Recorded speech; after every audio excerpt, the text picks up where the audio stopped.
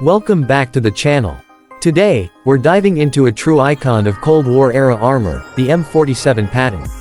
Designed in the early 1950s, the M47 was America's answer to rapidly changing battlefield threats during a time of intense global tension. It was the second tank in the Patton series, following the M46, and was intended to bridge the gap until the more advanced M48 could be fully developed and deployed. The M47 Patton was primarily built to replace the aging M26 Pershing and M46 tanks. It featured a new turret design with a powerful 90mm M36 gun, providing improved firepower and better target engagement than its predecessors. The hull was similar to that of the M46 but incorporated enhancements in armor and mobility. With a Continental AV1790 gasoline engine producing around 810 horsepower and coupled with the Allison cross-drive transmission, the M47 could reach speeds up to 30 miles per hour, 48 kilometers per hour, which was impressive for its weight class at the time. One of the unique aspects of the M47 was its advanced fire control system for the era.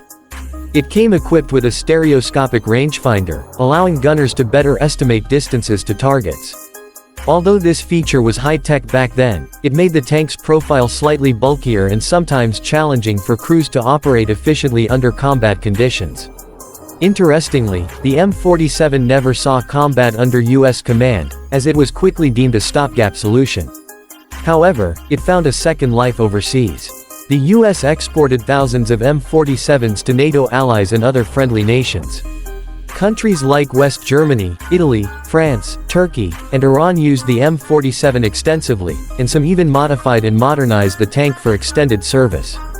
The design philosophy behind the M47 reflected the transition period between World War II-era tanks and modern main battle tanks. While it still bore some of the bulky, rounded lines of older tanks, it introduced features that would become standard in later designs, like a more effective gun, improved crew ergonomics, and better armor angling.